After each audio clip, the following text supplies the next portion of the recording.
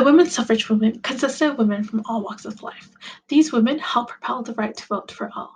My name is Jasmin Yangwaue, and I'll be talking about how the 19th Amendment should not be celebrated as a victory, but as a journey. I will walk through the history of the suffrage movement and explain what can celebrate today. Then I will go over why we should be celebrating the 19th Amendment as a journey.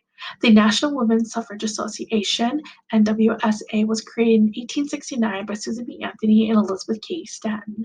The NWSA advocated and fought for women's right to vote. The 15th Amendment allowed African American men to vote in 1870, and suffragists like Susan B. Anthony believed that this was a rejection for women's right to vote, which was unacceptable. So there was a disagreement in the NWSA over the agreement of 15th Amendment.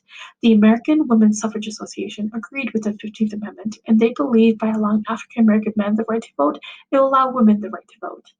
So in 1920, the 19th Amendment passed allowing women the right to vote, but women of color and Native and um, marginalized identities were not able to vote.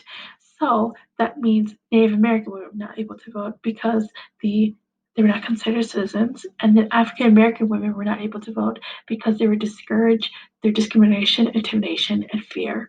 What gets celebrated today is the simplified stories of the suffrage movement.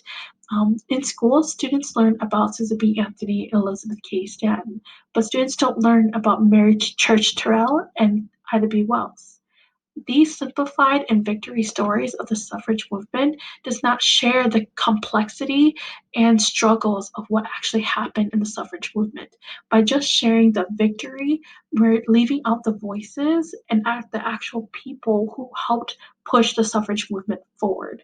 And we did not acknowledge that not all women were able to vote.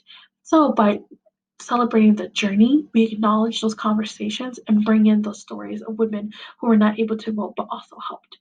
So many women were part of the suffrage movement, and so many women were able to push and help the 19th Amendment get passed. Ida B. Wells founded the National Association for Advancement of Colored People and was a anti-lynching activist. Ida B. Wells was a women's suffragist, and she founded the Alpha Suffrage Club. Marie Bottineau Baldwin was a Native American activist. She was an attorney who fought for Native American rights in Washington, and she was also a suffragist. So in the first suffrage Women's March on March 3rd, 1913, in Washington, Ida B. Wells and 60 other Black women went to Washington to be a part of the Illinois delegation, but they were told they could not. And Marie Baldwin also went, but she was asked to create a stereotypical image of Native American women and was told that she should be segregated from everyone else. But let me tell you, both women did not. They stood and walked with everyone.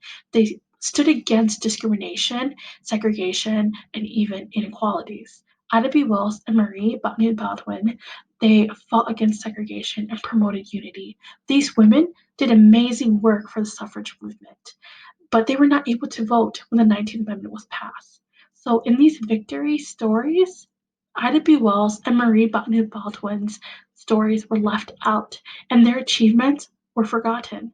But when we celebrate the 19th Amendment as a journey, we bring in these stories, we acknowledge these stories, and we acknowledge women who helped achieve the 19th Amendment. And this only betters our conversations and understanding of the 19th Amendment. So that is why it's so important to celebrate the 19th Amendment as a journey.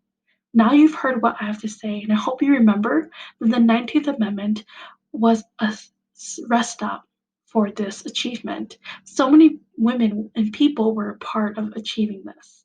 And this journey, we need to celebrate everyone that was a part of it. And this journey is not over.